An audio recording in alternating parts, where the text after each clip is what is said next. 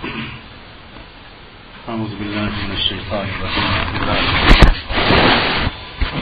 ليس البر أن تولوا وجوهكم قبل المشرق والمغرب ولكن البر من آمن بالله واليوم الآخر والملائكة والكتاب والنبيين وآتى المال على حبه ذوي القربى واليتامى والمساكين وابن السبيل والسائلين وفي الرقاب وأقام الصلاة وآتى الزكاة والموفون بعهدهم إذا عاهدوا والصابرين في البأساء والضراء وحين البأس أولئك الذين صدقوا وأولئك هم المتقون. سبحان ربك رب العزة عما يصفون وسلام على المرسلين والحمد لله رب العالمين. اللهم صل على سيدنا محمد وعلى آل سيدنا محمد وبارك وسلم. یہ آیت جو میں نے ابھی پڑھی ہے سورہ بقرہ کی آیت ہے، اور اس کا جو بیک گراؤنڈ ہے وہ یہ ہے کہ جب تک رحمت العالم سیدنا محمد رسول اللہ صلی اللہ علیہ وآلہ وسلم مکے میں رہے، تب تک تو آپ نماز جو پڑھتے تھے وہ اس طرح پڑھنے کی کوشش کرتے تھے کہ کعبہ بھی سامنے ہو اور بیت المقدس بھی سامنے ہو. اس کی وجہ یہ تھی کہ جب تک پچھلی شریعتوں کے کسی حکم کی تبدیلی کا کوئی حکم اللہ تعالیٰ کی طرف سے نہیں آتا تھا، تب تک آپ پچھلی شریعت کو فالو کرتے تھے. جب مدینہ منورہ آپ آ گئے ہجرت کر کے تو یہ ممکن نہیں رہا کہ دونوں سمتوں کو ملایا جائے، اس لیے کہ مدینہ سے مکہ جو ہے وہ ساؤتھ میں ہے اور بیت المقدس نارتھ میں ہے، اور کوئی واضح ہدایت بھی نہیں آئی. تو آپ نے اپنے اسی پرانے معمول پر عمل کیا، اور وہ یہ کہ پچھلی شریعت جو چل رہی تھی اس وقت تک اس کے لحاظ سے بیت المقدس ہی قبلہ تھا. تو آپ نے مدینے میں جب نماز شروع کی تو بیت المقدس کی طرف رخ کر کے نماز پڑھنا شروع کیا. اس کے بعد آپ سب یقیناً واقف ہوں گے کہ ایک وقت آیا کہ حکم آیا کہ اب کعبے کی طرف رخ شروع کیا جائے اور وہی قبلہ رہے گا. تو آپ نے پھر ایک مرتبہ رخ کی تبدیلی کی اور پھر کعبے کی طرف رخ کرنا شروع کیا. یہ جو ایک یا ایک سے زیادہ مرتبہ قبلے کی تبدیلی ہوئی، اس کو ایک بہت بڑا ایشو بنا دیا یہودیوں نے، اور ایسا پروپیگنڈا کرنا شروع کیا کہ دیکھیے ان کا کوئی اعتبار ہی نہیں ہے، کبھی ادھر رخ کرتے ہیں، کبھی ادھر رخ کرتے ہیں، کبھی مشرق کی طرف کرتے ہیں، کبھی مغرب کی طرف کرتے ہیں، کبھی شمال کی طرف کرتے ہیں، کبھی جنوب کی طرف کرتے ہیں، وغیرہ وغیرہ. ایک نان ایشو کو ایک ایشو بنایا اور ایک بحث چھیڑی. ظاہر ہے کہ اس کا مقصد کسی علمی مسئلے کی تحقیق تو نہیں تھا، بلکہ لوگوں کی توجہ کو ادھر ادھر منتشر کرنا، کنفیوژن کریٹ کرنا، ڈاؤٹس اور سسپیشنس کو پیدا کرنا، یہ اس طرح کے مقاصد ہوا کرتے تھے.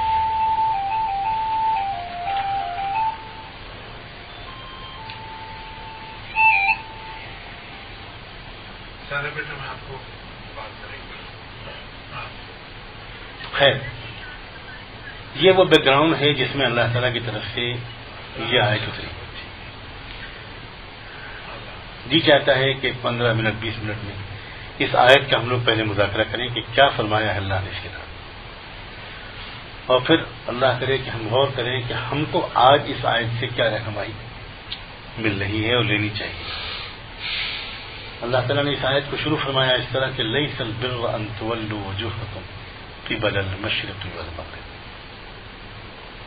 البر کہتے ہیں مفسرین اور محدثین نے جو تشریح کی ہے اس کی، کہ حقیقت دین، جوہر دین، اسپرٹ، دین کے اصل اسپرٹ اور روح. اللہ تعالیٰ نے فرمایا کہ دین کی اصل روح یہ نہیں ہے کہ تم ادھر کو رخ کرو یا ادھر کو رخ کرو، مشرق کی طرف رخ کرو یا مغرب کی طرف رخ کرو. دین کی اصل حقیقت اور اصل جو دین ہے اس کی روح ہے وہ یہ ہے وَلَكِنَّ الْبِرَّ مَنْ آمَنَ بِاللَّهِ. والیوم الآخر والملائکۃ والکتاب والنبیین. حقیقت دین میں سب سے پہلے ہے ایمان کامل، اللہ کی ذات و صفات پر مکمل ایمان، اور اس طرح کا یقین جیسا کہ اللہ ہے، جیسا کہ ہم سمجھ رہے ہیں ویسا نہیں، بلکہ جیسا کہ اللہ ہے. آمنت باللہ کما ہوا باسمائہ وصفاتہ. تو ایمان، حقیقت ایمان، حقیقت یقین، یقین کامل اللہ تعالیٰ کی قدرت کاملہ پر. وہ بے رحم بھی نہیں ہے، وہ بے خبر بھی نہیں ہے، وہ بے بس بھی نہیں ہے. دنیا میں جو کچھ ہوتا ہے وہ اس کے ارادے اور مرضی سے ہوتا ہے. عزت اور ذلت، نفع اور نقصان سب کچھ اس کے ہاتھ میں ہے.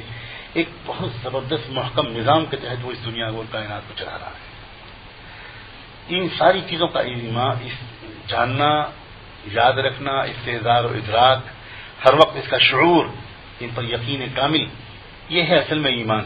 صرف عقیدے کو قبول کر لینا یہ ایمان نہیں ہوتا، اس میں تو آدمی ایمان میں داخل ہوتا ہے، لیکن ان تمام یقینیات کا ہر وقت استحضار، اور جب جس چیز کو یاد رکھنے کی ضرورت پڑے اس وقت وہ بر وقت یاد آ جائے. جیسے مثلا کسی شخص کو کوئی صدمہ ہوا، کوئی تکلیف پہنچی، اس کو بر وقت یاد آ جائے یہ بات کہ یہ اللہ کے حکم سے وہ پہنچی ہے، یقیناً مجھ سے کوئی غلطی ہوئی ہے، یا میرا کوئی امتحان مقصود ہے، میرا رب نہ بے خبر ہے، نہ بے بس ہے، نہ بے رحم ہے. یقیناً اس نے کسی حکمت کے تحت مجھے یہ پریشانی بھیجی ہے.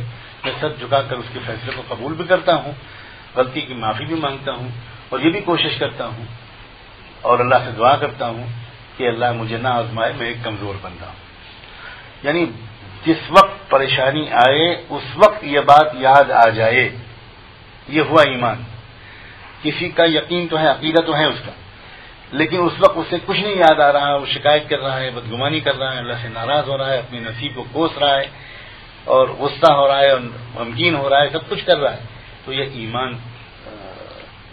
نہیں ہوا. وہ ایمان جو وقت پر کام آئے. جیسے ہی کوئی شخص باہر نکلا اور کسی نامحرم پر اس کی نگاہ پڑی، کوئی تصویر سامنے آئی، اس کو اس وقت یاد آ جائے کہ آخرت میں مجھ کو اس کا جواب دینا ہوگا اور میرے دل پر اس کا برا اثر پڑے گا.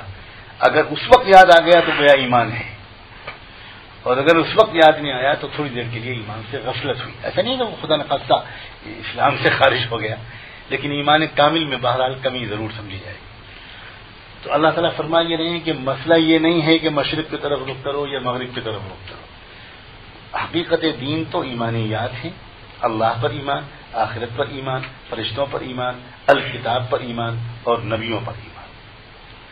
اور بہت قابل غور بات یہ ہے کہ ایمان کے بعد اللہ تعالیٰ نے جو چیز ذکر کی ہے یہاں پر، وہ ہے وَآتَ الْمَالَ عَلَى حُبِّهِ ذَوِي الْقُرْبَى وَالْيَتَامَى وَالْمَسَاكِينَ وَابْنَ السَّبِيلِ وَالسَّائِلِينَ وَفِي الرِّقَابِ. اپنے مال کو خرچ کرنے کا تمہاری ترتیب کیا ہے، کیا پرائرٹی ہے، کیا نظام ہے مال کو خرچ کرنے کا.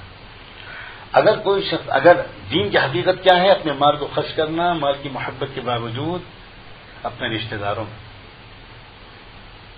علی حبہ، آت المال علی حبہ ذوی القربى والیتامى، اور یتیم بچوں پر خرچ کرنا، والمساکین، عام غریبوں پر خرچ کرنا، وابن السبیل، اور کوئی صاحب ضرورت مسافر پر خرچ کرنا، وابن السبیل والسائلین، اور وہ لوگ جو اپنی ضرورت کے تحت بیچارے مانگ بیٹھتے ہیں ان پر خرچ کرنا، وفی الرقاب، وہ لوگ جو مشکلات میں پھنسے ہوئے ہیں، جیلوں میں پڑے ہوئے ہیں، قرضوں کے چکر میں پڑے ہوئے ہیں. یہ مختلف مفسرین کے اقوال ہیں، ان کی طرف میں اشارے کر رہا ہوں، مختلف روایات سے جو الرقاب کی تشریح ہوتی ہے کہ ان لوگوں پر مال خرچ کرنا، یہ ہے دین، حقیقت دین.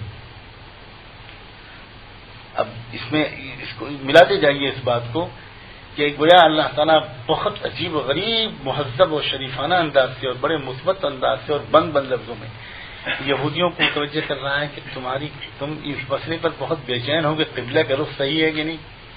ذرا اپنے کردار کا جائزہ لو، تمہارے مال کہاں خرچ ہو رہے ہیں، کن عیاشیوں میں، کن فضول خرچیوں میں خرچ ہو رہے ہیں، اور کیا حال ہے تمہارا اپنے رشتہ داروں، یتیموں، غریبوں، پریشان حالوں، ضرورت مندوں پر خرچ کرنے کے سلسلے میں تم کتنے بخیل واقع ہو، تمہارا یہ پہلو کتنا کمزور ہے، اور تم آئے ہو بہت باریک فقہی مسئلے کی تحقیق کے لیے.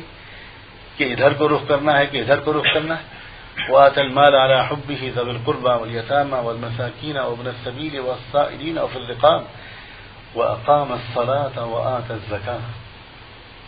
اور دین کی حقیقت بہت جی لگا کر اہتمام سے نماز پڑھنا، بہت ہی محبت کے ساتھ. یہ عاجز پہلے اپنے سے کہتا ہے اور آپ سبھی بھی کہتا ہے. ہم لوگوں میں سے اکثر نماز پڑھنے والے تو ہو گئے ہیں، اقامت صلاۃ ہم میں سے کس کو ابھی تک نصیب ہوئی ہے؟ یہ بہت قابل غور ہے. بے غفلت کے ساتھ، بے شعوری کے ساتھ جلدی جلدی نماز پڑھ لینا، اس کو اقامت صلاۃ نہیں کہتے. قد افلح المؤمنون الذین هم فی صلاتهم خاشعون. اقامت صلاۃ تو اس کو کہتے ہیں کہ دل نماز میں لرز رہا ہو، محبت کی بھی کیفیت ہو، خوف کی بھی کیفیت ہو. الذین یدعون ربهم خوفا وطمعا، یہ ہے اقامت صلاۃ. اہتمام کے ساتھ نماز پڑھنا، شوق کے ساتھ نماز پڑھنا، ادب اور احترام اور محبت کی کیفیت کے ساتھ نماز پڑھنا. فرمایا دین کی حقیقت تو ہے اقامت صلاۃ. وآتى الزکاۃ، اور زکوٰۃ دینا. ذرا غور کیجیے گا، مال کے خرچ کا پہلے ذکر کیا جا چکا، لیکن اس کے باوجود آتے زکوٰۃ کو ریپیٹ کیے. صاف معلوم ہوتا ہے کہ زکوٰۃ تنہا کوئی شخص اگر ادا کر دے اور باقی سال بھر وہ اپنے مال کو عیاشیوں میں، فضول خرچیوں میں، لگژریز میں خرچ کرے اور ان مصارف خیر میں خرچ نہ کرے، وہ حقیقت دین پر عمل نہیں کر رہا. یہ الگ مفسرین کا اتفاق ہے اس کے اوپر کہ آتى المال على حبه ذوي القربى میں جو خرچ ہوا ہے، جو جس مال کے خرچ کا ذکر کیا گیا ہے وہ الگ ہے اور زکوٰۃ الگ ہے. زکوٰۃ تو اکثر سال میں ایک مرتبہ آگے نکلتا ہے، اور یہ تو روزانہ کا نظام بنایا گیا.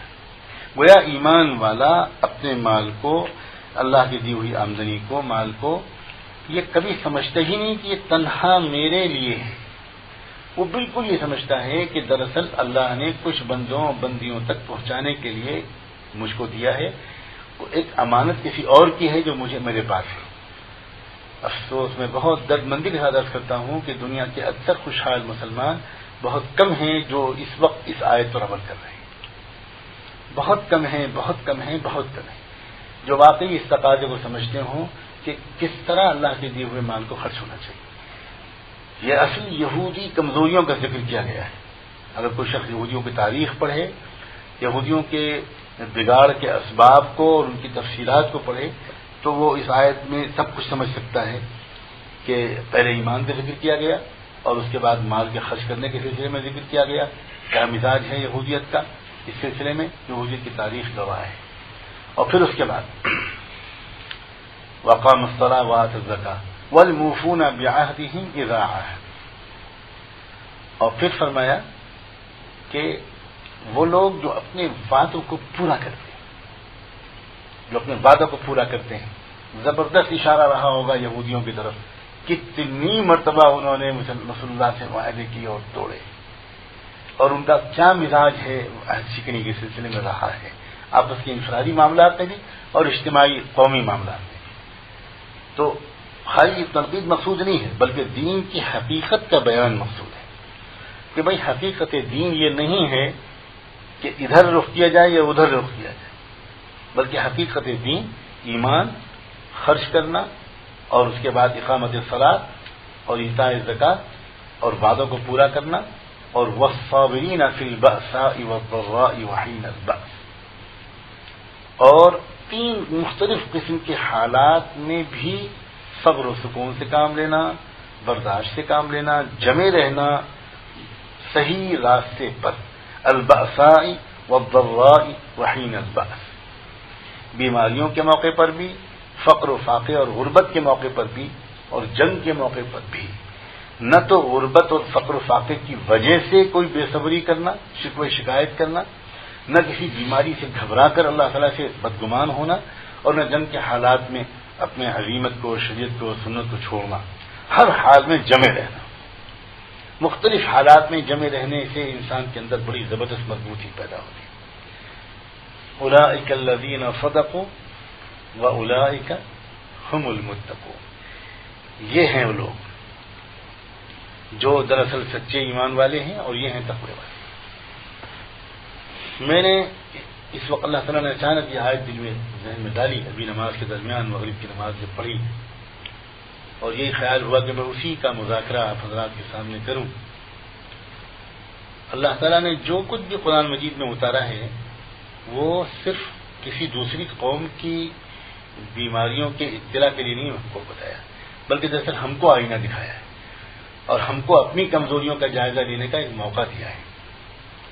حدیث میں آتا ہے، صحیح بخاری اور صحیح مسلم کی روایت ہے، اللہ کے رسول صلی اللہ علیہ وسلم نے فرمایا لَتَتَّبِعُنَّ سَنَنَ مَنْ كَانَ قَبْلَكُمْ شِبْرًا بِشِبْرٍ وَذِرَاعًا بِذِرَاعٍ، کہ پچھلی قوموں میں جو خرابیاں آئی تھیں ان میں سے ایک ایک خرابی تمہارے اندر آئی، ایک ایک چیزیں تمہارے اندر آئی۔ صحابہ نے پوچھا پچھلی قوموں سے مراد کیا یہود و نصارہ ہیں؟ آپ نے فرمایا اور کون؟ تو اب اندازہ کیجئے کہ اگر حضور یہ بات آگاہی کے طور پر کہہ چکے، وارن کر چکے کہ وہ چیزیں تمہارے اندر لے آئیں گی، تو اس وقت غور کیجئے کہ یہودیوں کی یہ کمزوری کیا ہمارے اندر نہیں آ گئی؟ سچی بات یہ ہے کہ جو حقیقت دین ہے، دیکھیے حقیقت دین دل کی ایک کیفیت اور پورے بدن کے استعمال کا نام ہے، وقت کا استعمال، مال کا استعمال، اخلاقیات، دل کی کیفیت، دل کتنا زیادہ اللہ کو یاد کرتا ہے، دل میں اللہ کی کتنی محبت ہے۔ والذین آمنوا اشد حبا للہ، اللہ تعالیٰ نے ایمان والوں کے بارے میں تو یہ صاف صاف قرآن مجید میں بیان فرمایا کہ ٹوٹ کر محبت کرتے ہیں اللہ سے، سب سے زیادہ محبت ایمان والوں کو اللہ سے ہوتی ہے۔ خوف کی کیفیت، شکر کی کیفیت، صبر کی کیفیت، نعمت نظر آتے ہی نعمت دینے والا اللہ یاد آئے، یہ دل کی کیفیتیں ہیں۔ اگر دل کے اندر یہ کیفیتیں نہیں ہیں تو ایمان کی حلاوت نہیں آتی، مزہ نہیں آتا، ایمان کا لطف نہیں آتا۔ بس آدمی کچھ عقیدوں کو قبول کر کے ایک عقیدے اور کلامی لحاظ سے وہ کفر سے نکل آیا، بہت غنیمت ہے، بہت اچھا ہے۔ بقول کسی عالم کے کہ آدمی اسلام میں تو داخل ہو گیا لیکن ابھی اسلام آدمی کے اندر داخل نہیں ہوا۔ اذ قالت الاعراب آمنا قل لم تؤمنوا ولكن قولوا اسلمنا ولما يدخل الايمان في قلوبكم، کہ تم اسلام میں داخل ہو گئے ہو، ابھی اسلام تمہارے اندر داخل نہیں۔ چنانچہ صحابہ کرام کا جو مزاج بنا تھا اور صحابہ سے لے کر سلف صالح کے زمانے تک بہت زمانے تک جو مزاج بنا، وہ یہ مزاج بنا کہ جو زیادہ اہتمام ان کو رہتا تھا، زیادہ فکر ان کی تھی، زیادہ ان کو توجہ رہتی تھی، وہ یہ تھی اس بات کی کہ ہم سے اللہ تعالیٰ سے کسی حکم کی خلاف ورزی نہ ہو، طبعی بشاشت کے ساتھ، اندر کے شوق کے ساتھ ہم اللہ تعالیٰ کے احکام پر عمل کریں، پورے دین پر چلیں، پورے دین پر ممکن حد تک عمل کریں، ہمارے 24 گھنٹے بہت مناسب انداز سے گزریں، دل میں کسی کی شکایت نہ ہو، کسی سے کینہ نہ ہو، بغض نہ ہو، آخرت کی فکر رہے، آخرت کا استحضار رہے، آپس میں کسی کو ہم سے تکلیف نہ پہنچے، ہر ایک کی راحت پہنچائیں، دوسروں کو ترقی پاتا ہوا دیکھ کر خوش ہوں، کسی سے حسد نہ ہو، کسی سے جلن نہ ہو، کسی کی پریشانی دیکھ کر خوش نہ ہو بلکہ اور غمگین ہو، اس کی پریشانی کو اپنی پریشانی کی طرح محسوس کریں اور دکھ درد بانٹنے کے لیے جو کر سکتے ہوں وہ کریں، وغیرہ وغیرہ۔ یہ ایک زمانے تک مزاج رہا ہے جب تک امت نے صحیح راستے پر تھی۔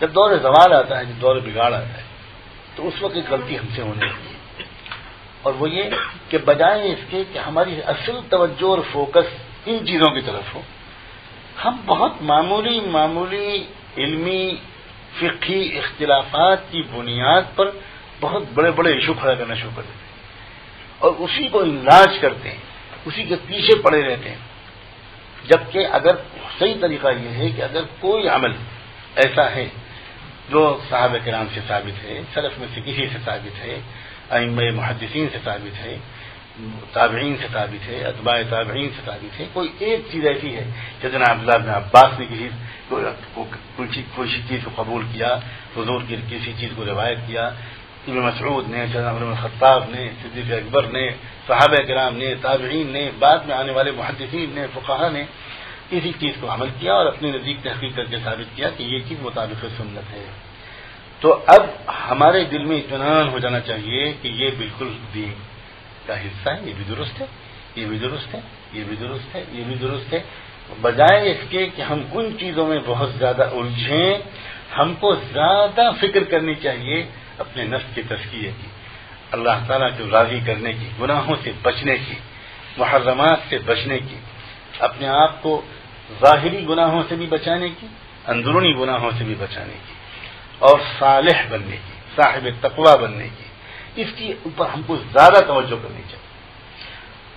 ہم اس بات سے بہت بچیں کہ ہماری توجہ ادھر لگنے کے بجائے ان جزیات میں ہم الجھنے لگیں جن جزیات میں ہمیشہ سے مختلف آراء امت میں رہیں اور سب کو قبول کیا گیا، ان میں کسی ایک پر اصرار کرنا اور اس کی وجہ سے نزاع اور جھگڑا پیدا کرنا، اس سے ہم بچیں اور ہمارے دل کے اندر اپنی اصلاح، اپنا تزکیہ نفس، اللہ تعالیٰ سے قرب، نماز کی حلاوت اور اعمال کی پابندی، امانت داری، دیانت داری، معاملات کی صفائی، مکارم اخلاق، والدین کے احترام، بوڑھوں کا، ضعیفوں کا احترام، وہ تمام چیزیں جن کی تفصیلات ذکر کرنے کی ضرورت نہیں، ان چیزوں کا ہم کو زیادہ اہتمام نصیب ہو۔ صحابہ کرام کے ہاں تو جو ترتیب تھی، پاسوں احادیث سے اس قسم کے ثبوت ملتے ہیں۔ ایک مرتبہ اللہ کے رسول صلی اللہ علیہ وسلم مسجد نبوی میں بیٹھے ہوئے تھے، بلکہ ایک جنگ سے واپس آ رہے، ایک غزوے سے واپس آ رہے، اچانک آپ کو اس بات کی اطلاع دی گئی کہ یہودیوں کے قبیلے بنو قریظہ کے علاقے میں ایک واقعہ پیش آیا ہے۔ اس واقعے کو سن کر اللہ کے رسول صلی اللہ علیہ وسلم نے یہ طے فرمایا کہ بہت ہو گیا، بہت دن ہو گئے، بار بار کے سمجھانے کے باوجود اور بار بار کے معاہدوں کے باوجود یہ لوگ عہد شکنی کرتے ہیں، اب ہم کو کوئی کارروائی کرنی ہوگی۔ تو آپ نے صحابہ کرام کو حکم دیا اور تیزی سے خود آگے روانہ ہوئے اور حکم یہ دیا کہ جلدی سے جلدی بنو قریظہ کے علاقے میں پہنچ جاؤ، اور اس وقت آپ نے جملہ یہ بولا کہ لا یصلین احدکم العصر الا فی بنی قریظہ، عصر کی نماز سب کو پڑھنی ہے بنو قریظہ میں۔ یہ گویا آپ نے یہ حکم دیا کہ بھئی عصر کی نماز بنو قریظہ میں پڑھنی چاہیے۔ جلدی جلدی آپ روانہ ہو گئے، جو لوگ تیار تھے وہ روانہ ہو گئے۔ کچھ صحابہ کرام کو تیار ہونا تھا، ان کو اپنے گھوڑے لینے تھے یا ہتھیار لینے تھے، ان تیاری میں ذرا دیر لگی۔ اتنے میں عصر کی نماز کا وقت آ گیا، تو وہ لوگ جو روانہ ہوئے ان کے درمیان ایک رائے یہ آئی کہ بھئی عصر پڑھ لیں پھر چلتے۔ دوسرے گروپ نے کہا کہ دیکھو اللہ کے رسول نے کیا جملہ کہا تھا، الفاظ یاد ہیں؟ حضور نے فرمایا تھا لا یصلین احدکم العصر الا فی بنی قریظہ، عصر کی نماز بنو قریظہ ہی میں پڑھنی ہے۔ اس لیے بھائی ہم تو حضور کے الفاظ پر عمل کریں گے، ہم عصر کی نماز وہیں جا کے پڑھیں گے چاہے لیٹ ہو جائے۔ پہلے والے گروپ نے کہا کہ حضور یہ نہیں کہنا چاہتے تھے کہ چاہے نماز قضا ہو جائے عصر وہاں پڑھ لیے، بلکہ بات کی اسپرٹ اصل میں جلدی تھی، بات یہ تھی کہ جلدی چلو جلدی چلو، یہ مقصد تھا آپ کا، کیونکہ ہم لوگ ذرا لیٹ ہو گئے ہیں اس لیے ہم کو یہاں عصر پڑھ لینی چاہیے۔ تو ان لوگوں نے کہا کہ ٹھیک ہے تمہاری رائے یہ ہے کہ تم لوگ پڑھ لو، مگر ہم تو وہیں جا کے پڑھیں گے، ہم جا رہے ہیں۔ کہا ٹھیک ہے تم لوگ چلو ہم آتے ہیں۔ ایک گروپ نے پڑھ لی عصر کی نماز اور ایک گروپ نے وہاں جا کر پڑھی۔ جب وہ واقعہ ختم ہو گیا، جو کارروائی کرنی تھی وہ پوری ہو گئی، فارغ ہو گئے لوگ، تو یہ دونوں گروپ اللہ کے رسول کے پاس آئے اور انہوں نے آ کر عرض کیا کہ آپ کا یہ جملہ سنا، ہم لوگوں سے چلنے میں کچھ دیر ہوئی، ہم میں ایک رائے یہ تھی کہ وہیں پڑھ لی جائے، ایک رائے یہ ہوئی کہ یہیں آ کر پڑھی جائے، ہم میں سے کچھ لوگوں نے وہیں عصر پڑھی، یہ سمجھ کر کہ آپ کی منشا یہ نہیں تھے کہ یہیں آ کر ہم پڑھیں بلکہ جلدی تھی، اور ہم میں سے کچھ لوگوں نے یہاں آ کر پڑھا یہ سوچ کر کہ ہمیں تو آپ کے لفظ لفظ پر عمل کرنا چاہیے۔ تو آپ نے اس وقت یہ فرمایا تم نے بھی ٹھیک کیا اور تم نے بھی ٹھیک۔ یہ دیکھیے یہ اپروچ پر غور کیجیے کہ بالکل دو ڈفرینٹ اوپینینس ہیں۔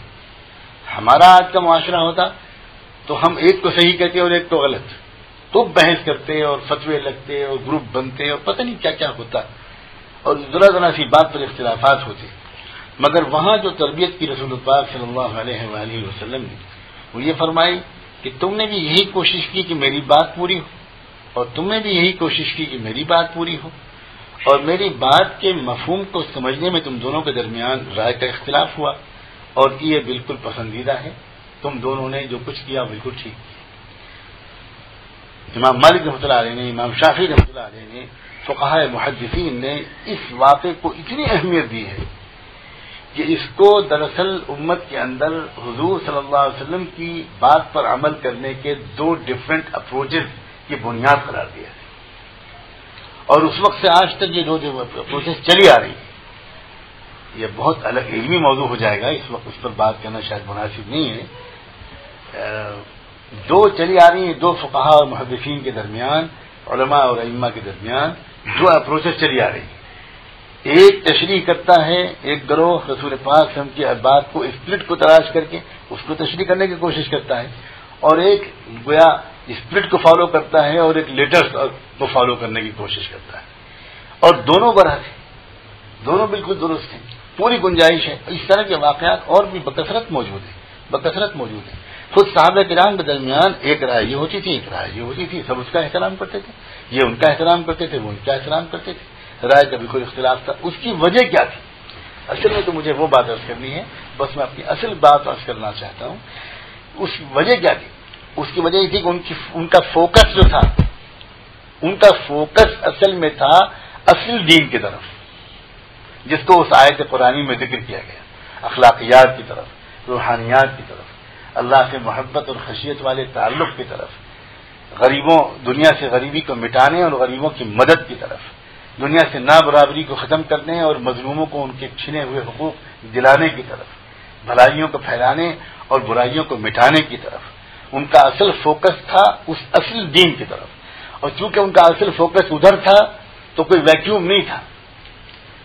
جب طبیعتوں کا فوکس ادھر نہیں ہوتا اور آخرت کی طرف اور رضا الہی کی طرف، محبت الہی کی طرف اور اصلی مکمل دین پر عمل کرنے کی طرف جب نہیں ہوتا فوکس، اور آدمی باہر کسی نہ کسی طرح دین سے وابستہ رہنا چاہتا ہے، تو پھر شیطان اس ویکیوم کو فل اس طرح کراتا ہے کہ نان ایشوز کو ایشو بناتا ہے، اور وہ نان ایشوز کے درمیان امت بٹ کر رہ جاتی ہے، اور آپس میں اختلاف ہوتا ہے، انرجی آپس میں ضائع ہوتی ہے، جو انرجی بالکل سیو ہونی چاہیے تھی، جو بھلائیوں کو پھیلانے اور دنیا میں منکرات کو اس سے ختم کرنے، اللہ کے بندوں تک محبت کے ساتھ اسلام کا پیغام پہنچانے کی طرف میں خرچ ہونی چاہیے تھی، اور جو انرجی خود اپنی عبادات میں، اپنے معاملات میں، اپنی معاشرت میں اور اللہ تعالیٰ سے قرب و تعلق کے بڑھنے میں صرف ہونی چاہیے تھی، وہ آپس کے جھگڑوں میں اور بحثوں میں خرچ ہو جاتی ہے۔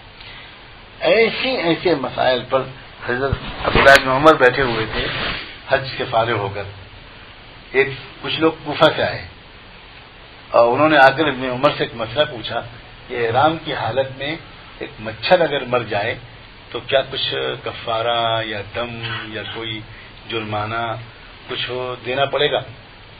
حضرت عبداللہ بن عمر نے بڑی بے چین ہو کر اپنے شاگردوں سے کہا کہ ذرا دیکھو ان کوفے والوں کو، انہوں نے نواسے رسول سیدنا حسین کو قتل کر دیا، شہید کر دیا، اور آئے ہیں ایک مچھر کے مرنے پر مسئلہ پوچھنے کے، آئے ہیں ایک مچھر کے مسئلے پر مسئلہ پوچھنے کے۔ گویا بڑے بڑے گناہ کرتے ہیں، شریعت کے اصل جوہر کو بالکل نظر انداز کرتے ہیں، اور بہت باریک باریک مسائل پر بہت غیر معمولی بحثیں کرتے ہیں۔ بائبل میں آج بھی جملہ لکھا ہوا ہے عیسیٰ علیہ السلام کا، اور بظاہر ایسا لگتا ہے کہ وہ صحیح ہے وہ جملہ۔ حضرت عیسیٰ علیہ السلام نے بنو اسرائیل سے کہا تھا تنگ آ کر ان کے اس مزاج پر، وہ فریسیوں تم لوگ اونٹ کو نگل لیتے ہو اور مچھروں کو چھانتے ہو، تم لوگ اونٹ کو نگل لیتے ہو اور مچھروں کو چھانتے ہو۔ یہ مزاج امت کے دور فساد میں آتا ہے۔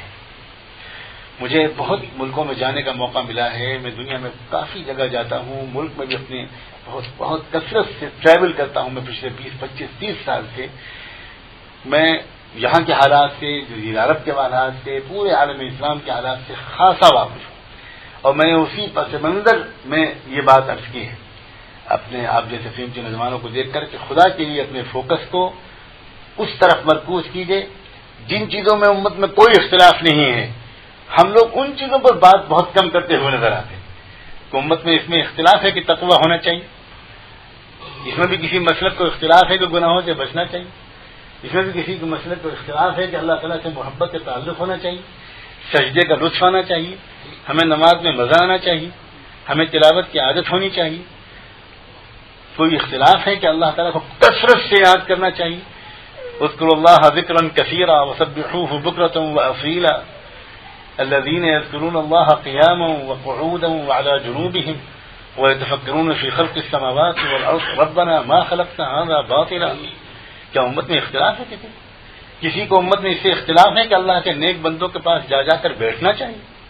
یا ایھا الذین آمنوا اتقوا اللہ وکونوا مع الصادقین. اللہ کے رسول صلی اللہ علیہ وسلم کی دعاؤں میں ہے اللہم انی اسألک حبک وحب من ینفعنی حبہ عندک. یا اللہ حضور یہ دعا مانگ رہے ہیں کہ اللہ میں آج سے آپ کی محبت مانگ رہا ہوں اور اپنے ان بندوں کی محبت میرے دل میں ڈال دے جن کی محبت سے آپ کی محبت مجھ کو عطا ہو. حضور کی دعا پر غور کیجیے تو شرم آتی ہے، حیرت ہوگی کہ اللہ ہمارا کیا حال ہے. حضور ایسی دعا مانگتے تھے، عجیب انداز کی دعائیں حضور. بلکہ حضور کی دعاؤں کو سن کر اور پڑھ کر اندازہ ہوتا ہے کہ ان دعاؤں وہ خالی دعائیں نہیں ہیں بلکہ ایک طرح سے ہمارے آپ کے لیے رہنمائی ہے کہ تم کو ایسا بننا ہے. آپ دعا مانگ رہے ہیں اللہم اغفر لی ذنبی واذھب عنی غیظ قلبی، اے اللہ میرے گناہ معاف کر. آپ دعا مانگ رہے ہیں اللہم اقسم لنا من خشیتک اللہم اقسم لی من خشیتک ما تحول به بینی وبین معاصی. آپ دعا مانگ رہے ہیں اللہم اغسلنی من خطایایا بماء الثلج والبرد. آپ دعا مانگ رہے ہیں تہجد جب شروع کرتے تھے آپ تو تہجد کی رکعت کے شروع کرتے ہوئے اکثر آپ یہ دعا مانگتے تھے اللہم نقی قلبی من الخطایا کما ینقی الثوب الابیض من الدنس. اے اللہ میرے دل کو اس طرح دھو دیجئے گناہوں سے جیسے کہ سفید کپڑے کو میل سے پاک صاف کیا جاتا ہے. اب اس میں بھی کوئی اختلاف ہے کہ ہمیں ایسی تہجد پڑھنی چاہیے، ایسی نماز پڑھنی چاہیے، ایسی دعا مانگنی چاہیے، ایسا تعلق ہونا چاہیے، ایسے فرائض ادا کرنے چاہیے. جن چیزوں میں پوری امت کا کوئی اختلاف نہیں ہے اور ہر امت ہر صاحب تقوی عالم ان چیزوں پر عمل کرتا چلا آیا. شیطان ایسا نہ ہو میرے عزیز نوجوانوں، ایسا نہ ہو کہ ہمیں ان چیزوں سے تو بالکل غافل کر دے. اور ان چیزوں میں جن چیزوں میں امت میں مختلف علماء کی مختلف آراء ہیں ہم ان کے درمیان بحث کرتے رہیں، تحقیق کرتے رہیں، کسی کو غلط کسی کو صحیح قرار دیتے رہیں اور اپنی اندرونی اصلاح و ترقی کی طرف سے غافل رہیں. جو چیزیں بالکل متفق علیہ ہیں وہ کروڑوں ہیں، لاکھوں ہیں، ہزاروں ہیں، اور جن چیزوں میں اختلاف ہے وہ بہت کم ہے. اور جن چیزوں میں اختلاف بھی ہے ان میں بھی بھائی کسی ایک رائے کو قبول کر کے اللہ کو راضی کرو، بہت مناسب بات. کون کہہ سکتا ہے کہ عبداللہ بن عباس نے جس طرح نماز پڑھی وہی صحیح ہے اور ابن مسعود نے جس طرح نماز پڑھی وہ غلط ہے؟ کون کہہ سکتا ہے کہ سیدنا انس نے جس طرح نماز پڑھی وہ صحیح ہے، ابو سعید خدری نے جس طرح نماز پڑھی وہ غلط؟ یہ امت کا عجیب دور ہے کہ جس میں لوگ کیا شروع میں سخت لفظ نہیں بولنا چاہتا، جنہوں نے حدیث کتابیں نہیں پڑھی، جنہوں نے ریسرچ نہیں کیا اور وہ موضوعات پر اس طرح اظہار خیال کر رہے ہیں. اور جب کوئی ان سے پوچھتا ہے کہتے ہیں صاحب اسلام میں کوئی پریسٹہڈ ہے؟ اسلام کوئی مخصوص قسم کے مولویوں کا محتاج ہے؟ قرآن حدیث سب کے لیے ہماری عجیب بات ہے. اسلام میں یقیناً پریسٹہڈ نہیں ہے لیکن اسلام میں انارکی بھی نہیں ہے، اسپیشلائزیشن ہے اسلام. کیا آپ کی کوئی ہمت کر سکتا ہے کہ الیکٹریکل انجینئر صاحب آپ کالا کوٹ پہن کے پاکستان کے ہائی کورٹ میں جا کے بحث کرنا شروع کر دیں؟ انشاءاللہ اسی وقت بہائنڈ دا بارس ہوں گے. آپ کہتا میں بہت قابل آدمی ہوں، میں امریکن یونیورسٹی سے ریسرچ کر رہا ہوں، بھائی MBA کر کے آیا ہوں، تو اور سخت سزا دی جائے گی کہ آپ زیادہ قابل بنے ہوئے ہیں ملک میں آ کے انارکی بجا کر. نہیں صاحب آپ لا کے آدمی نہیں ہیں، آپ الیکٹریکل انجینئر آدمی، جائیے وہاں ٹھیک کیجیے نا، اے سی خراب ہو گیا ہے، ہمارے ہائی کورٹ کے اے سی خراب ہے اسے ٹھیک کر دی. لیکن آپ یہاں بحث نہیں کر سکتے. ایک آدمی جب تک کہ 10-15 سال تک وہ سائنس نہیں پڑھتا، اناٹمی نہیں پڑھتا، بایولوجی نہیں پڑھتا، فزکس نہیں پڑھتا، کیمسٹری نہیں پڑھتا، اس کے بعد میڈیکل کالج جاتا ہے، پھر وہ گریجویشن کرتا ہے، پھر پوسٹ گریجویٹ کرتا ہے، پھر وہ ہاؤس جاب کرتا ہے، پھر انٹرنشپ کرتا ہے، ایکسپرٹ ڈاکٹرز کے انڈر میں ہاسپٹل میں جا کر وہ ٹریٹمنٹ کرتا ہے، تب اس کو الاؤ پرمیشن ملتا ہے کہ اب آپ بیٹھ کر مریضوں کو دیکھ سکتے ہیں. کوئی کہے کہ صاحب کچھ ضروری ہے، میں نے تو ایمپیسلین کھائی تھی پچھلے مہینے، اب باتیں دیتا ہوں بہت بخار پھیل رہا ہے UAE میں، تو پھر یہ تو سمتھنگ از رانگ، گڑبڑ ہو گیا ہمارا. بالکل اسی طرح بات ہے. وہ کھیل سمجھا لوگوں نے قرآن و حدیث کو. اسی قرآن کے بھی علوم ہیں, قرآن کی بھی سائنسز ہیں, قرآن کے بھی اسپیشلسٹ ہیں, اس میں بھی زبردست محنت ہوتی ہے, اس کے بھی اصول ہیں, اس کے بھی لیبورٹریز ہیں, اس کے بھی پروفیسرز ہیں, اس کے بھی اسکالرس ہیں, جن حضرات نے وہ زندگیاں اس طرح گزاری ہیں, وہ آئیں اس پر تحقیق کریں. اب کوئی کہیں گے صاحب آپ تو اس کا مطلب یہ ہوا کہ باقی لوگوں کے لیے علم کا راستہ روکنا چاہتے ہیں, تو اگر ہم میں سے ہر ایک ڈاکٹر بن جائے گا تو یہ اجازت ہے؟ ہم کیوں پھر اتنا اسپیشلائزیشن ہے, اب تو سپر اسپیشلائزیشن کا زمانہ ہے. اب آپ کے کزن اگر کوئی آئی سرجن ہے اور آپ ان کے پاس جائیں اور آپ ان سے کہیں کہ ذرا میری رپورٹ دیکھیے, مجھے کینسر ڈکلیئر کیا گیا ہے, آپ ذرا علاج کیجیے, تو وہ کہیں گے بھائی میں آپ کا ڈاکٹر ہوں, میں تو اس کا ڈاکٹر نہیں. اتنا بڑا بورڈ لگا ہوا ہے آپ کا, 15 مریض بیٹھے ہوئے ہیں اور آپ کہہ رہے ہیں میں دوا نہیں دے, اور پھر آپ تو میرے کزن بھی ہیں, کیسی آدمی. تو وہ یہی کہے گا ڈاکٹر کہ بھائی مجھے لگتا ہے کہ کینسر تمہارے لنگ سے آگے بڑھ کر یہاں تک آ گیا, اس لیے کہ یہ جو تم باتیں کر رہے ہو نا یہ بہت خطرناک ہے. میں آپ آنکھ کے علاج کے لیے ڈینٹل سرجن کے پاس نہیں جاتے, چاہے وہ امریکہ سے پڑھ کر آیا ہو. تو کیسی اس زمانے میں یہ ہو رہا ہے, اور کیوں یہ انارکی پھیلائی جا رہی ہے, اور کیوں اتنا کنفیوژن پھیلایا جا رہا ہے؟ مجھے لگتا ہے یہ شیطان کی سازش ہے. میں بہت صاف کہنا چاہتا ہوں, یہ بالکل شیطان کی چال ہے. وہ دیکھ رہا ہے کہ اس زمانے میں مسلمان نوجوان اسلام کی طرف واپس آ رہے ہیں. وہ دیکھ رہا ہے کہ تمام کوششوں کے باوجود نوجوان بچوں اور بچیوں کے قدموں کو وہ اسلام اور دین کی طرف واپس آنے سے نہیں روک پا رہا.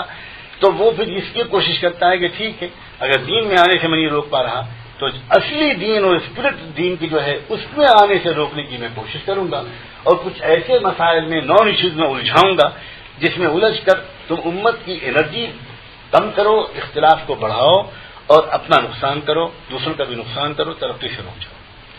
میری آخری گزارش یہ ہے, اور اس بات کی ہم سب کو ضرورت ہے, دیکھیے اس کی ہم سب کو ضرورت ہے, وہ یہ کہ ہم اپنے سے بہتر کسی شخص کو تسلیم کریں. ہم کسی کو سمجھیں کہ کسی کے پاس ہم سے زیادہ علم ہے. کسی نے ہم سے پہلے اپنی نماز کو بہتر بنایا, کسی نے ہم سے پہلے اپنے اخلاق کو بہتر بنایا, کسی نے ہم سے پہلے اپنے اندر دین کو اتارا.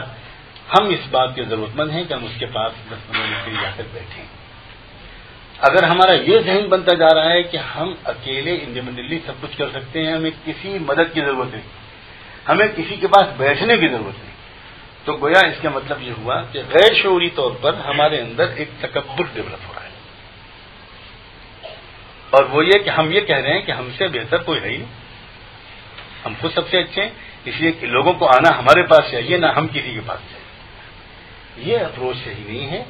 جو انسان حقیقت پسند ہوتا ہے اور جو اپنی بیماریوں کمزوریوں کو خود آدمی اپنے سے بہتر کوئی اور نہیں سمجھتا, بل الانسان علی نفسہ بصیرہ, آدمی زیادہ بہتر سمجھتا ہے اپنے بارے. تو ہم اگر اپنی کمزوریوں کو دیکھنا شروع کر دیں اور دوسروں کی کمزوریوں کو دیکھنے سے تھوڑے دن کے لیے چھٹی لے لیں اور اپنی کمزوریوں کو دیکھنا شروع کریں تو ہم کو صف نظر آئے گا, بے چین ہو جائیں گے. ہمیں ایسے دوستوں کی تلاش ہوگی, ہمیں ایسے استادوں کی تلاش ہوگی, ہمیں ایسے رہبروں کی تلاش ہوگی جن کے پاس بیٹھ کر ہمارا ایمان بہتر ہو, ہماری عبادات بہتر ہو, ہمارے اخلاق اور معاشرت و معاملات بہتر ہوں, ہمارا اللہ تعالیٰ سے تعلق بہتر ہو, اور گویا ہم ایک اچھے مسلمان بن کر جئیں, اچھے مسلمان بن کر دنیا سے رخصت ہوں. اس کے لیے ظاہر ہے کہ علم کو بڑھانا اور اللہ کے نیک بندوں کی صحبت کا بڑھانا, صحیح ماحولوں میں بیٹھنا, اپنے وقت کو غنیمت سمجھنا, اور یہودیوں کی طرح اس غلطی سے بچنے کی بہت کوشش کرنا جس کی طرف میں نے اس آیت کے حوالے سے آپ حضرات کی توجہ بڑی محبت کے ساتھ مبذول کی ہے کہ نان ایشوز کو ایشو نہ بنایا جائے, نان ایشوز کو ایشو نہ بنایا جائے. لیس البر ان تولوا وجوهکم قبل المشرق والمغرب ولكن البر من آمن بالله واليوم الآخر والملائکۃ والکتاب والنبیین. حقیقت دین ایمانیات ہے اور مال کا خرچ کرنا ہے, اقامت صلاۃ ہے, ایتاء زکوٰۃ ہے, اور وعدوں کا پورا کرنا ہے, اور صبر ہے. یہ کچھ نمونے کی چیزیں قرآن مجید نے ذکر کی ہیں. ظاہر اس کا مطلب یہ تو نہیں کہ پورا دین اس میں آ گیا, اس میں تو حج کا ذکر نہیں ہے, اس میں تو روزوں کا ذکر نہیں ہے, اس میں تو بہت سی حدود اور قوانین کا ذکر نہیں ہے. لیکن مقصود اس میں جو آیت کا ہے وہ یہ کہ حقیقت دین اصل میں یہ چیزیں ہیں جن کا تعلق ہمارے کردار سے ہے, اخلاق سے ہے, دل سے ہے, اور وہ ان مسائل میں قرآن نے تو اتنے بڑے مسئلے کی طرف اشارہ کر دیا کہ مشرق اور مغرب کی طرف رخ کر کے رخ کرنا یہ اصل نہیں ہے. اتنا انقلابی جملہ بولا ہے کہ لیس البر ان تولوا وجوہکم قبل المشرق والمغرب. حقیقت کچھ اور ہے، اس حقیقت کی ہم لوگ تلاش کریں. اللہ تعالیٰ آپ حضرات کے آنا مبارک فرمائے اور ہم سب کو حقیقت دین کے لحاظ سے روزانہ کچھ نہ کچھ آگے بڑھنے کی توفیق دے. نان ایشوز سے بچیں، اصل ایشو کی طرف نگاہ رکھیں، فوکس اس پر رکھیں، اور اس میں بہترین مددگار جو ہوگا وہ یہ ہوگا کوئی ایسا شخص جو ہم سے بہتر. میں آپ سے یہ نہیں کہتا کہ آپ کسی نائب رسول کو تلاش کیجیے، میں یہ نہیں کہتا آپ سے کہ آپ کسی وقت کے امام کو تلاش کیجیے، لیکن ہم سے بہتر تو دنیا میں لاکھوں لوگ ہیں. تو کیوں نہ ہم اپنے سے کسی بہتر آدمی کو تلاش کریں اور اپنی ایسی مجلسوں میں بیٹھیں، ایسی جگہ پر جائیں، ایسے لوگوں کے ساتھ ہم تعلق بڑھائیں جن سے ہم کو یہ غذا ملے. اور یاد رکھیے کہ رسول پاک صلی اللہ علیہ وآلہ وسلم کی مکمل اطاعت، کتاب اللہ اور سنت رسول اللہ کی مکمل ظاہر و باطن کی کیفیات کے ساتھ مکمل پابندی، یہی ہمارا اصل مقصود ہے. کسی شخص کی ذاتی اطاعت ہمارا مقصود بالکل نہیں ہے، ہرگز نہیں ہے. ہم اگر کسی شخص کو اپنا استاد بنائیں گے تو صرف اس لیے کہ وہ ہم کو اللہ تک پہنچا دے، اللہ کے رسول صلی اللہ علیہ وسلم کی شریعت پر ہم کو جما دے بس، ورنہ لا طاعت لمخلوق فی معصیت الخالق. اللہ کی حکمرانی جہاں پر ٹوٹے، حکم جہاں پر ٹوٹے، وہاں کسی مخلوق کی اطاعت ہرگز نہیں کی جا سکتی. بس یہ مختصر کلمات ہیں جو میں نے آپ کے سامنے پیش کیے. وآخر دعوانا ان الحمد للہ رب العالمین. ہاں کر سکتے ہیں، لیکن اسی موضوع کے متعلق ہو. ہندوستان میں آلو کتنا بھاؤ ہے یہ نہ کوئی پوچھے. ہم لوگوں کو بہت تجربات ہیں، اس لیے کہہ رہا ہوں. لوگ پولیٹیکل سوالات کرنا شروع کرتے ہیں، لوگ پتہ نہیں کیا کیا پوچھنا چاہیے. کسی کو کوئی سوال ہے تو انشاءاللہ ایک ایک کر کے، اور سوال نہ پیدا ہو تو زبردستی نہ پیدا کی.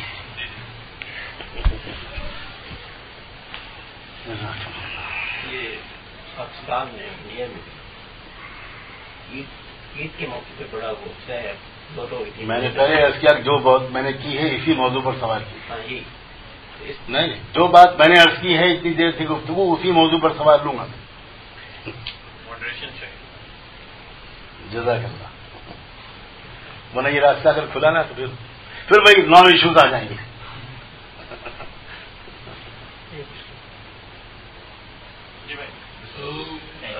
مین پوائنٹس پھر سے سمرائز کر دیں. آپ میں تو کوئی سمرائز کرے.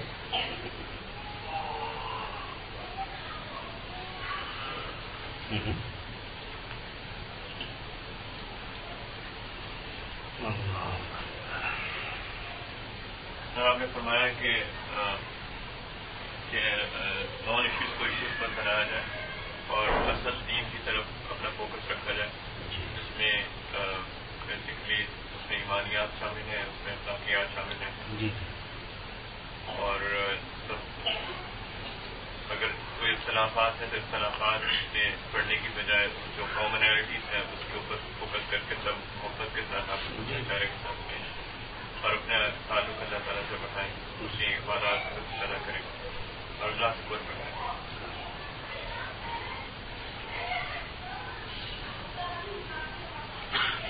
مولانا آپ نے یہ بھی بتایا کہ اپنے سے کسی بہتر شخص سے تلاش کریں اور اس کے ہمائی میں اپنی زندگی گزاریں.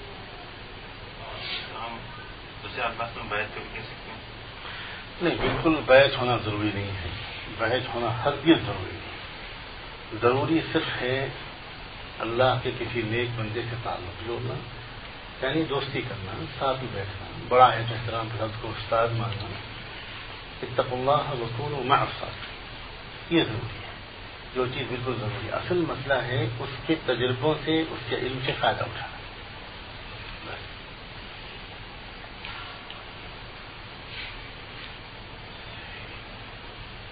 اچھا، جس طرح یونیورسٹیز کے اندر ہوتا ہے کہ ڈفرینٹ بیک گراؤنڈ سے لوگ آتے ہیں اور ڈفرینٹ پوائنٹ آف ویوز آگے آتے ہیں.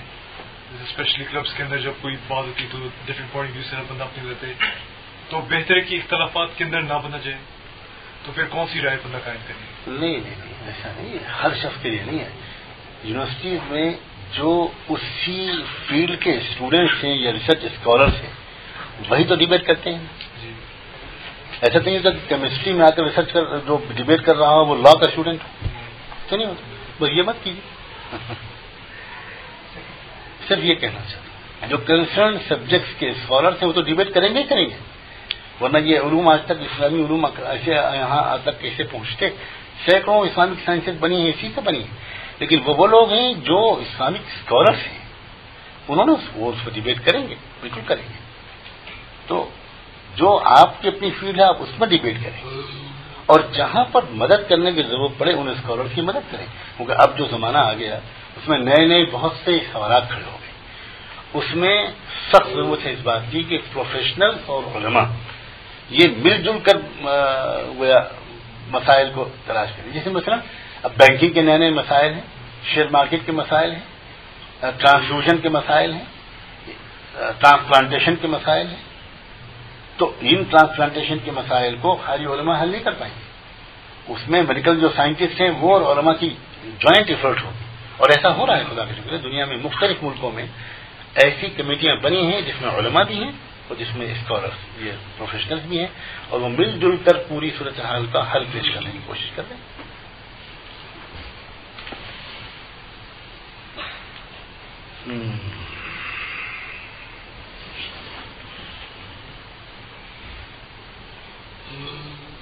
ہم نے قرب کی بات کی اللہ تعالیٰ کے ساتھ، تو اللہ تعالیٰ کے ساتھ نمازوں میں خوشبو پیدا کرنے کا اور دعاؤں میں سرور پیدا کرنے کا، اپنی صرف اللہ کے ساتھ تعلق پیدا کرنے کا بہترین طریقہ کیا ہو سکتا ہے؟ دیکھیے انسان کی جو نفسیات اللہ نے ایسی بنائی ہے کہ دل کو دل سے راہ ہوتی ہے. دل سب سے زیادہ متاثر کسی دل سے ہوتا ہے. یہ ہر انسان کے دل کا حال ہے.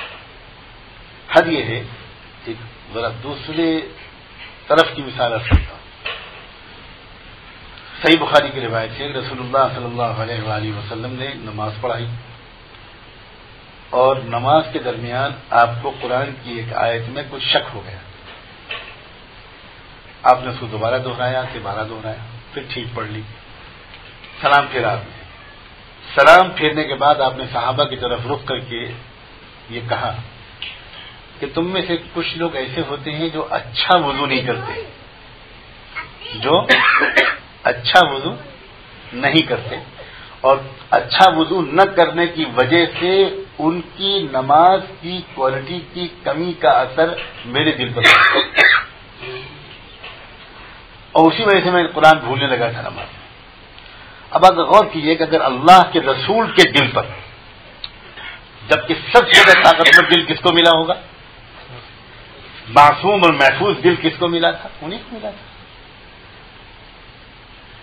ان کے دل پر بھی اگر اثر پڑ گیا ایک مقتدی کا جس نے وضو میں کچھ ایک سنت چھوڑ دی ہوگی، جلدی جلدی وضو کر لیا ہوگا، اگر ان کے دل پر اثر پڑ گیا تو یقین مانے ہمارے دل پر کیا اچھوں کے ساتھ بیٹھنے سے اچھا اثر نہیں پڑے گا، اور کیا بروں کے ساتھ بیٹھنے سے برا اثر نہیں پڑے گا؟ دل تو چیز ہی ایسی ہے، فوراً اثر ہوتا ہے.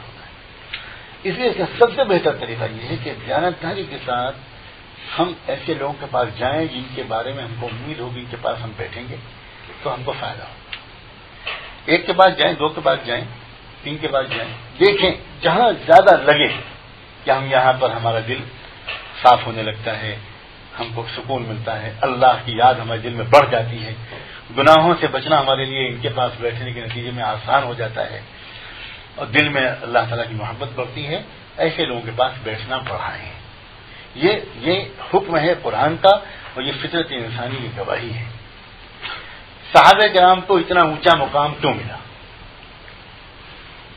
کیا علم و تحقیق کی وجہ سے؟ اکیڈمک ریسرچ اور علوم و تحقیقات و تصنیفات تو بعد میں زیادہ ہوں. میں بلا کسی ہیزیٹیشن کے کہہ سکتا ہوں کہ امام بخاری رحمۃ اللہ علیہ کی جو معلومات تھیں وہ شاید کسی ایک صحابی کے لیے بلا کسی اتفاق کے کہہ سکتا ہوں.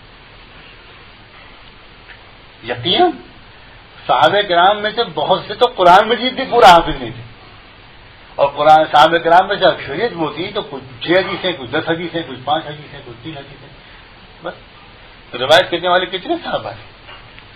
اور بعد میں کتنا علوم آگے بڑھے، کتنی تصنیفات اور تحقیقات ہوئی، کتنا ریسرچ ہوا، محدثین اور فقہاء اور سب. لیکن مقام و مرتبہ کس کا بڑا ہے؟ پوری امت مسلمہ کا اتفاق ہے کہ تمام امت کے اولیاء اللہ، فقہاء، صحابہ، مجتہدین مل کر بھی ایک صحابی رسول اور ایک اہل بیت رسول کے برابر نہیں ہوتے. کیوں؟ اس کی صرف ایک وجہ ہے، وہ یہ ہے کہ صحابہ نے جو کچھ سیکھا تھا وہ رسول اللہ کی زندگی میں پریکٹیکلی دیکھ کر سیکھا تھا. اور اسلام ایک ایسی چیز نہیں ہے کہ جو سن کر اور پڑھ کر سیکھی جائے. یہ ان حقیقتوں کا مجموعہ ہے اور ان ظاہری اور اندرونی صفات کے مجموعہ ہے جو دیکھ کر آتی ہے. میں ذرا اور نیچے اتر کے بات کرتا ہوں. آپ دیکھیے صحابہ کرام جب دیکھتے ہوں گے کہ اللہ کے رسول یتیموں کا کیسا استقبال کرتے ہیں، یتیم بچوں کے ساتھ کس شفقت سے پیش آتے ہیں. میں ایک واقعہ سناتا ہوں. عید کی نماز پڑھانے کے لیے اللہ کے رسول صلی اللہ علیہ وسلم نکلے گھر سے تیار ہو کر. اس طرح نکلے کہ دونوں نواسے آپ کے ساتھ تھے، سیدنا حسن اور سیدنا حسین. ایک طرف ایک چل رہے تھے، دوسری طرف دوسرے چل رہے تھے.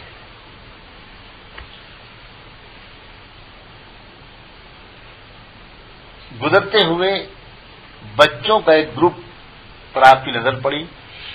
کھیل رہے تھے بچے، عید کا دن تھا، مزے اڑا رہے تھے، کھیل رہے تھے، انجوائے کر رہے تھے. ایک بچہ کونے میں بیٹھا ہوا غمگین پھٹے پرانے کپڑے پہنے ہوئے بیٹھا تھا. ہو نہیں سکتا تھا کہ کوئی اس طرح کا بچہ غمگین بیٹھا ہو اور رحمت دو عالم گزر جائے، یہ ممکن نہیں تھا. پہنچے آپ اس بچے کے پاس، پوچھا بیٹے کیا بات ہے، تم کو کھیل نہیں رہے ہو، آج تو عید کا دن ہے.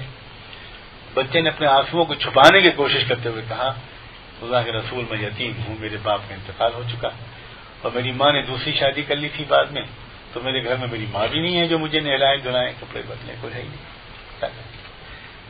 حضور جھکے، جھک کر اس بچے سے کہا بیٹے تم مجھ کو اپنا باپ بنانا پسند کرو گے؟ اللہ بیٹا کو یقین نہیں ہے اپنی کانوں پر. اس بچے کو لپٹ گیا حضور کی ٹانگوں سے. آپ مجھے اپنا بیٹا بنائیں گے؟ ہاں ہاں بیٹے میں بنا لوں گا، تم بتاؤ گا مجھے باپ. بہت چمٹ گیا کہ بس بس. حضور لے کر گئے اس کو اپنے گھر واپس اور جا کر اپنے گھر کی مستورات سے کہا کہ اس بچے کو ذرا نہلاؤ دھلاؤ اور حسن حسین میں سے جس کے کپڑے اس کے جسم پر آ جائیں اس سے کپڑے اس کو پہنا دیں.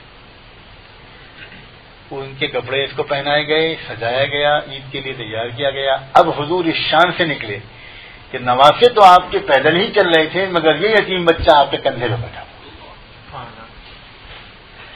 اب جب آپ گزرے تو وہ بچے جو کھیل رہے تھے، اس بچے نے ان کو دیکھ کر کہا کہ تھوڑی دیر پہلے تم سب ہنس رہے تھے، میں چپ تھا، اب میرے ہنسنے کی باری آئی ہے. دنیا میں آج تک کسی بیٹے کو ایسا باپ ملا ہے جیسا مجھ کو ملا ہے، دیکھو ذرا. تو اب جن صحابہ نے رسول اللہ کی اس ادا کو دیکھا ہوگا، آپ مجھے بتائیے وہ ان کے اندر یتیموں کا درد زیادہ ہوگا یا کتابوں میں ہم لوگ جو پڑھتے ہیں وہ ہمارے اندر درد زیادہ؟ جنہوں نے دیکھا نا ان کی تو آنکھوں میں تصویریں سج گئی ہوں. غریبوں کے ساتھ کیا برتاؤ حضور کرتے تھے. ایک شخص کے پاس آپ نے ایک شخص سے ادھار لیا تھا اور وعدہ کیا تھا فلاں تاریخ کو ادا کر دوں، قرض لیا نہیں ادا کر پایا. وہ شخص تقاضے کے لیے آ گیا. اس نے حضور سے کہا تو حضور نے کہا کہ کیا اچھا ہوتا اگر تم تھوڑی سی مہلت اور دے دیتے، میرے گھر میں کچھ نہیں ہے. اس نے برا بلا کہنا شروع کر دیا. اس نے کہا کہ تم قریشی لوگ ہمیشہ کہتی بے مانو. وہ کافر تھا، وہ مسلمان نہیں تھا. حضرت عمر کو غصہ آ گیا. حضرت عمر بڑھے اس کی طرف، وہ بدتمیز اور بے خبر، تجھے پتا تو کس سے کیا بات کر رہا ہے؟ تو اس کے جواب میں حضور نے کیا فرمایا؟ حضور نے فرمایا عمر ان لصاحب الحق حقا، اس کا حق ہے کہ وہ مجھ کو اس طرح ڈانٹے، تمہیں اس کو کچھ کہنے کا حق. میں نے اس سے قرض لیا تھا، میں اس کے وقت پر ادا نہیں کر پایا ہوں، اس کو خفا ہونے کا حق ہے، غلطی میری. اب بتاؤ جن لوگوں نے حضور کی یہ اخلاق دیکھے ہوں گے، اور اس طرح کی میں کروڑوں مثالیں آپ لوگ خود سوچ سکتے ہیں، جنہوں نے حضور کی نمازیں دیکھی، جنہوں نے حضور کے سجدے دیکھے، جنہوں نے حضور کا وہ آہ و بکا دیکھا، جنہوں نے تہجد میں تڑپنا دیکھا، جنہوں نے جنازے کے ساتھ اس طرح حضور کا جانا دیکھا، جنہوں نے حضور نے اپنی بیٹی کو حضرت زینب کو جب قبر میں لٹایا تو حضور کا کیا حال ہوا؟ حضرت زینب مکے میں شہید ہوئی، ماری گئی تھی، وہ ان کی شادی اسلام سے پہلے ایک کافر کے ساتھ ہوئی تھی، اور وہ کسی طرح آزاد کرنے پر یا بھیجنے پر تیار نہیں تھا۔ حضرت زینب بہت خوشامد کرتی تھی کہ تم میرے باپ کے پاس مجھے مدینے بھیج دو، لیکن سسرال والے نہیں جانے دیتے۔ ایک دن ان کا شوہر کہیں دور گیا ہوا تھا، ان کے شوہر کا چھوٹا بھائی، ان کا دیور، وہ شریف آدمی تھا، اسے بہت رحم آیا، اس نے کہا کہ میں اتنا کام کر سکتا ہوں کہ مکے جانے والے کسی قافلے تک تم کو پہنچا دوں، پھر بعد میں بھائی کے ساتھ میں نمٹ لوں گا، تمہاری تکلیف اسے دیکھی نہیں جاتی۔ بڑی خوش ہو گئی، تیار ہوئی اور اس نے بھائی دیور نے پہنچا دیا، اور قافلے کے ساتھ وہ پہنچ گئی۔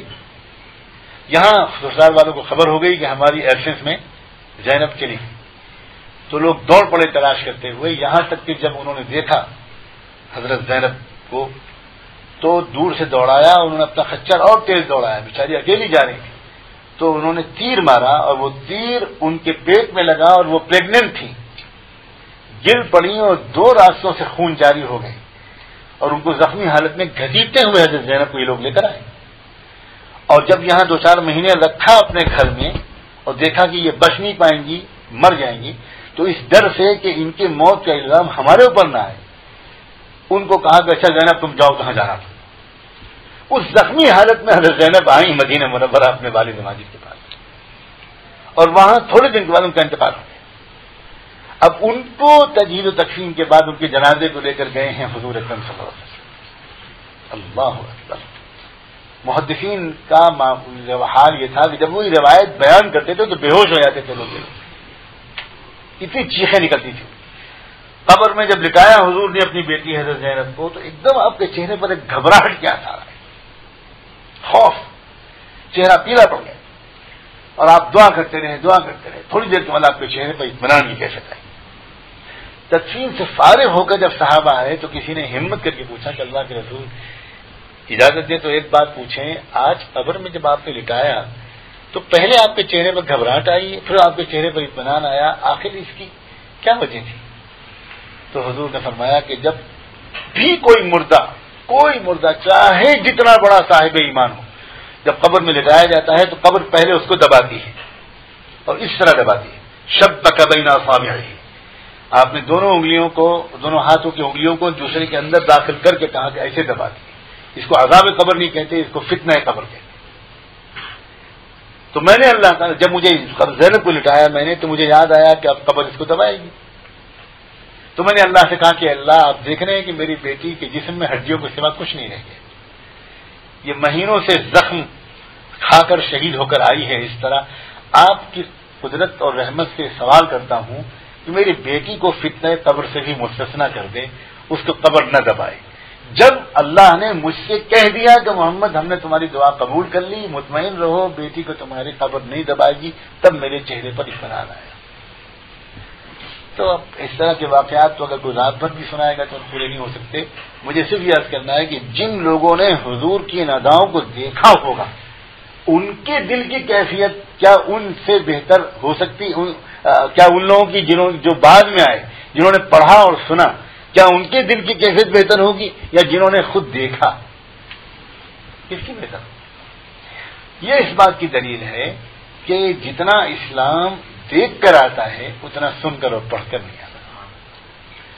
اس لیے ہم میں سے کسی نے کسی اللہ والے کو دیکھ لیا، جس کے باپ، جس کی ماں، جس کے گھر میں کوئی شخص یا جس کے علاقے میں کوئی شخص یا جس کو کسی سے عالم ربانی سے ملنے کا موقع مل گیا، جس کے اخلاق، جس کے دعا اور جس کے اندر کچھ اور ہی رنگ تھا، وہ قیامت تک اس کا دامن چھوڑنے کو تیار نہیں ہوگا، اس لیے کہ اس کو پتا ہے کہ اس کو وہاں سے کیا ملا ہے۔ جن بچوں کو ایسے ماں باپ مل گئے کہ بچے کا رات میں سوتے سوتے اچانک اس کی آنکھ کھلے، آواز آ رہی کسی کے رونے کی، اس نے غور سے دیکھا تو دیکھا اس کی ممی رو رہی بستر پہ گربٹ لیے ہوئے یا مصلے پہ پڑی ہوئی۔ اب بچہ چھوٹا اپنی ماں کو روتا ہوا دیکھ کر سائلنٹ تو نہیں بیٹھے گا، ممی کیا بات ہے، ممی کیا بات ہے، ہم ابو کو جگائیں، کیا کوئی دوا لائیں، کیا بات ہے، نہیں بیٹے تم سو، تم چھوٹے بچے سو جا سو جا۔ جب بچہ ضد کر رہا ہے اور بالآخر ماں کو نہیں وہ مشغول رہنے دے رہا تو ماں مجبور ہو کر ایک جملہ کہتی ہے، بیٹے تم سو بیٹا، تم بہت چھوٹے ہو، مجھے اپنی آخرت یاد آ رہی ہے، مجھے میں مرنے کے بعد والے حالات یاد آ رہے ہیں، اس لیے ذرا رونا آ گیا، بیٹا تم سو، میں بالکل ٹھیک۔ اب جس بچے کی ماں کے اندر ایسا تقویٰ ہوگا، آپ خود بتائیں کہ وہ بچہ تقوی والا بنے گا کہ نہیں بنے گا۔ پہلے زمانے میں لوگوں کو زیادہ پاپڑ نہیں بیلنے پڑتے تھے، اس لیے کہ ان کے گھر میں خود وہ دولت ملتی تھی، لیکن ہم لوگوں کے سب کے گھروں میں تو ایسا ماحول نہیں ہے، تو ہمیں تو تلاش کرنا ہی پڑے گا، کسی اللہ کے نیک بندے بالکل تلاش کرنا پڑے گا، کوئی بھی اس سے بے نیاز نہیں ہے۔ اللہ کرے کہ کوئی تاخیر کے بغیر ہم لوگ ڈھونڈیں، تلاش کریں۔ اب تو زمانہ ایسا بھی آ گیا، یعنی کم سے کم اتنا آدمی تو کر سکتا ہے کہ کچھ کتاب پڑھے، کچھ سیریز سنے، کچھ کیسٹ سنے، اور اس کے بعد یہ فیصلہ کرے کہ بھئی ایسا لگتا ہے کہ اس شخص کے پاس بیٹھنے سے میرے دل کو فائدہ ہوگا، میرا ایمان بڑھے گا، تو پھر جائے۔ پھر خالی سیریز سے علم تو آ جائے گا، سیریز سے وہ صحبت کا فیض تو نہیں پہنچے گا، وَكُونُوا مَعَ الصَّادِقِينَ تو نہیں قرار پائے گا وہ اللہ کے نیک بندوں کے پاس بیٹھنا۔ اس زمانے میں یہ چیز آؤٹ آف فیشن بنتی جا رہی ہے، ہمیں اس سنت کو زندہ کرنا چاہیے، اور اس سلسلے میں کوئی شخص اپنے کو غیر محتاج اور بے نیاز نہ سمجھے۔ بڑے بڑے ائمہ اور محدثین اپنے وقت میں اپنے سے بہتر کسی شخص کو تلاش کیا کرتے تھے۔ امام احمد بن حنبل رحمۃ اللہ علیہ اتنے بڑے محدث، امیر المؤمنین فی الحدیث، ان کے اپنے زمانے میں ایک اللہ کا بندہ تھا گمنام، بالکل درویش فقیر، بشر الحافی ان کا نام تھا، اور الحافی کہتے ہیں اس شخص کو جو ننگے پیر رہے، جوتے نہیں پہنتے تھے، ایسے ہی چلا کرتے تھے فقیروں کی طرح بالکل۔ بعض لوگ کہتے ہیں وہ اس لیے لقب پڑ گیا کہ وہ مدینے میں نہیں چلتے تھے ننگے جوتا پہن کر۔ یہ تو امام مالک رحمۃ اللہ علیہ کا بھی کے بارے میں بھی آتا ہے، اتنے بڑے محدث ہے، تو امام احمد ان کے پاس جایا کرتے تھے۔ تو بعض لوگ تنقید کرتے تھے کہ امام احمد آپ اتنے بڑے عالم ہو کر بھی آپ ایسی شخص کے پاس جاتے ہیں جو عالم نہیں ہے، لیکن وہ صاحب دل تھے۔ تو امام احمد جواب دیا کرتے تھے، محدث ذہبی نے، ابن تیمیہ رحمۃ اللہ علیہ کے شاگرد نے یہ لکھا ہے کہ المرء یذهب حیث یجد صلاحہ، کہ میرے عزیز آدمی وہیں جاتا ہے جہاں سے اس کو کچھ کام کی چیز ملتی ہے، میں بلا وجہ نہیں جاتا۔ تو بڑے بڑے لوگ بھی انہوں نے بھی تلاش کیا ہے اپنے زمانے میں کسی کو، تو اللہ تعالیٰ ہم لوگوں کو بھی اس کی توفیق دے۔ بس میری گزارش ہے تو صرف یہی آ رہا ہے۔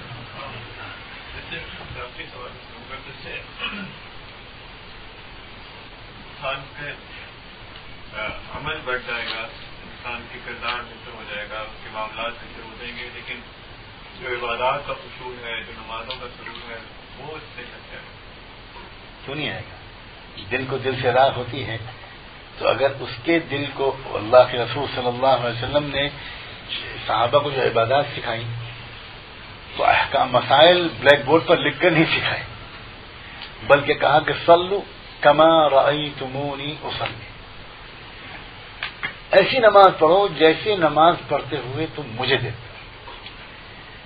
تو جب ہم اس اللہ کے بندے کو دیکھیں گے تو اخلاق بھی دیکھیں گے، معاملات بھی دیکھیں گے، اس کی عبادات بھی دیکھیں گے، ہم اس کو عبادت کرتا ہوا دیکھیں گے، پھر وہ ہمیں اللہ کی یاد کرنے کے طریقہ بتائے گا، قرآنی طریقے بتائے گا، نبوی طریقے بتائے گا۔ اب دیکھیے قرآن مجید میں ارشاد ہوا وَاذْكُرْ رَبَّكَ فِي نَفْسِكَ تَضَرُّعًا وَخِيفَةً وَدُونَ الْجَهْرِ مِنَ الْقَوْلِ بِالْغُدُوِّ وَالْآصَالِ وَلَا تَكُن مِنَ الْغَافِلِينَ۔ اللہ تعالیٰ نے اس میں ذکر کا حکم دیا ہے کہ اپنے رب کا ذکر کرو، اپنے دل میں ذکر کرو، اور عاجزی کی اور خوف کی کیفیت کے ساتھ ذکر کرو۔ یہ ذکر دل والا ہوا، جس میں زبان سے اللہ کا ذکر نہیں کرنا بلکہ دل میں اللہ کو یاد کرنا۔ وَدُونَ الْجَهْرِ مِنَ الْقَوْلِ، اور دوسرا طریقہ بتایا ذکر کا کہ ہلکی آواز سے ذکر کرو۔ آواز سے تو ہوگی، اس میں زبان سے جو ذکر ہوگا، لیکن بہت زور کی آواز نہیں ہوگی، ہلکی آواز۔ وَدُونَ الْجَهْرِ مِنَ الْقَوْلِ، اب معلوم ہوا دو طرح کا ذکر ہوئے، ایک ذکر دل والا اور ایک ذکر ہلکی آواز۔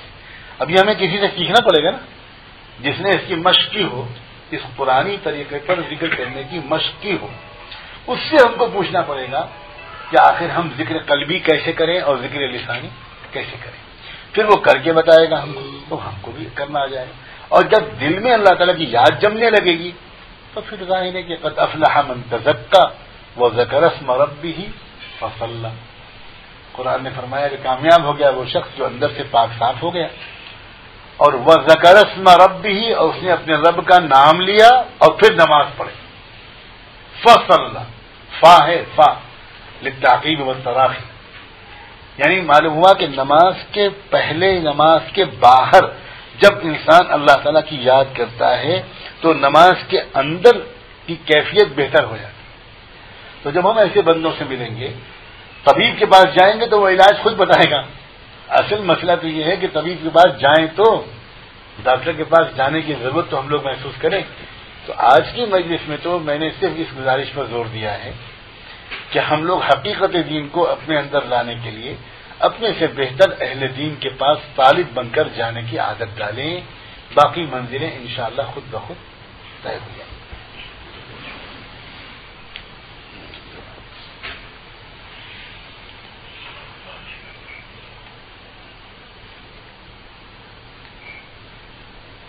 الحمدللہ. دعا کرنے تھوڑی سی. اللهم صل على سيدنا محمد وعلى آل سيدنا محمد وبارك وسلم. ربنا ظلمنا أنفسنا وإن لم تغفر لنا وترحمنا لنكونن من الخاسرين. اللهم اغفر للمسلمين والمسلمات والمؤمنين والمؤمنات الأحياء منهم والأموات. اے اللہ ہماری اس مجلس کو قبول فرما، ہم سب بیٹھنے والوں و بیٹھنے والیوں کو قبول فرما. اے اللہ میں اپنا نیک بندہ اور نیک بندی بنا.